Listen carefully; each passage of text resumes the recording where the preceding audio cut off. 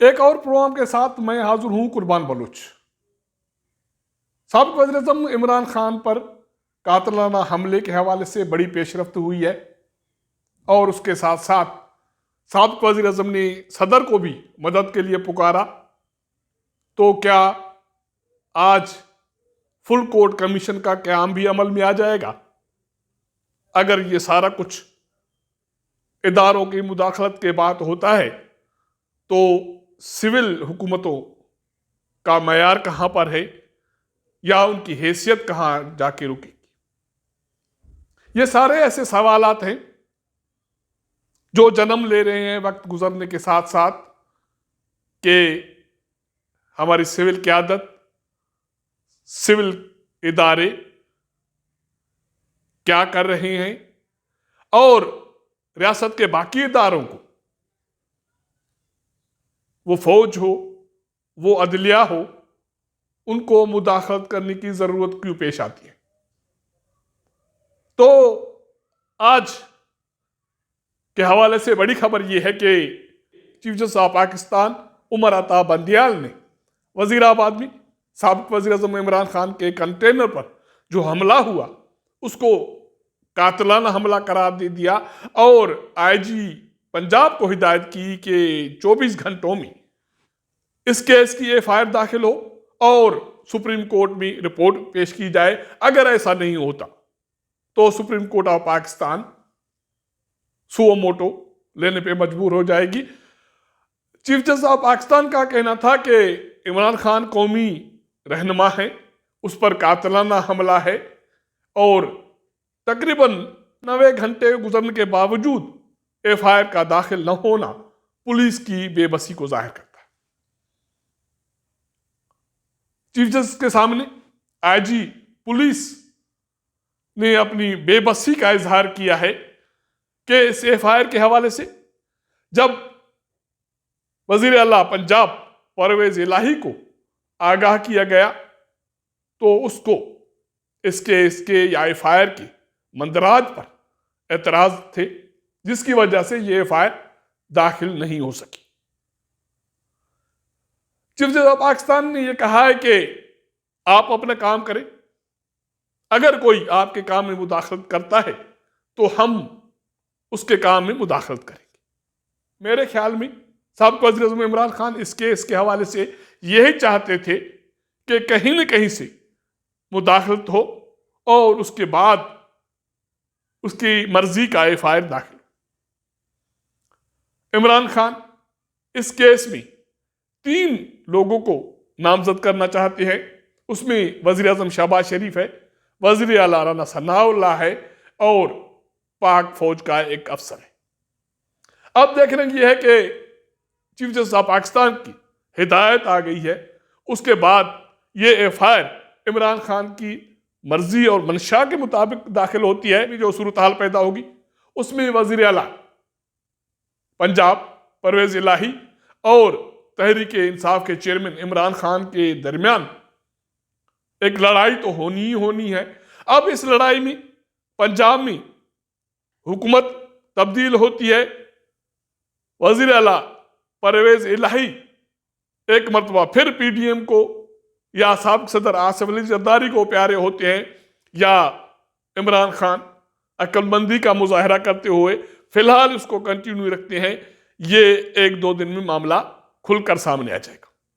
Chief justice of Pakistan की मुदाखलत के बाद ये केस एक नया रुख अख्तियार करने जा रहा है।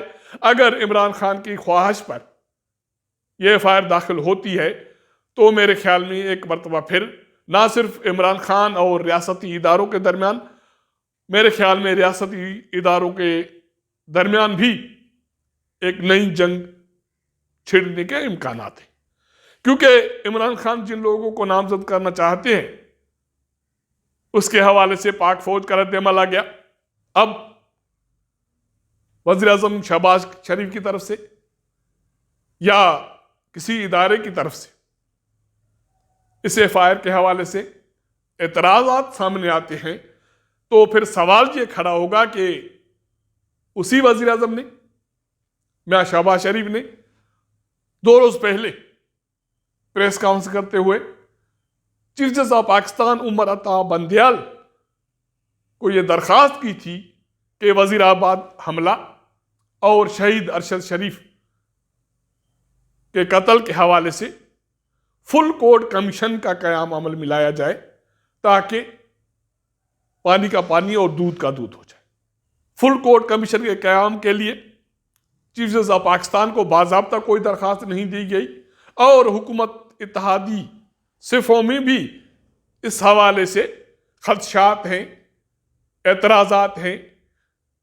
लेकिन कहा यह जा रहा है कि चीफ जस्टिस ऑफ पाकिस्तान वज़ीर-ए-आज़म के इस दरखास्त के हवाले से आज अपने रुफ़क़ा से कोई अहम मुशावरत करेंगे, जिसके बाद फुल कोर्ट कमीशन का क़याम अमल में लाया जा सकता है।